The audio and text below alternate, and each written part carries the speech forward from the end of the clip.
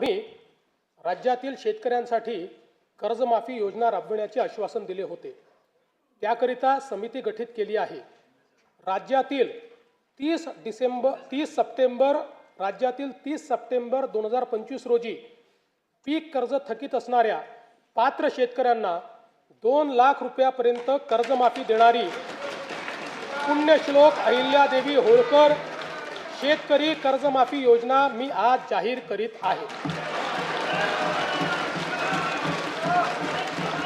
नानाभाऊ, राज्यातील नानाभाऊ ऐकायचं एक मिनिट।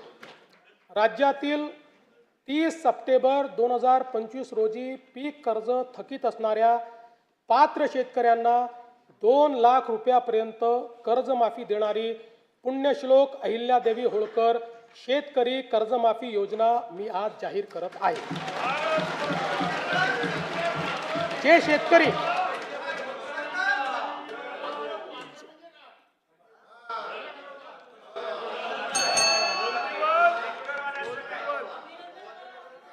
तुम्ही पण जाहीर केले तर पात्रच म्हटलं होतं, पात्रच म्हणावं लागतं, अपात्राला देता येत नाही। ऐका पुढे, अजून संपलं नाहीये।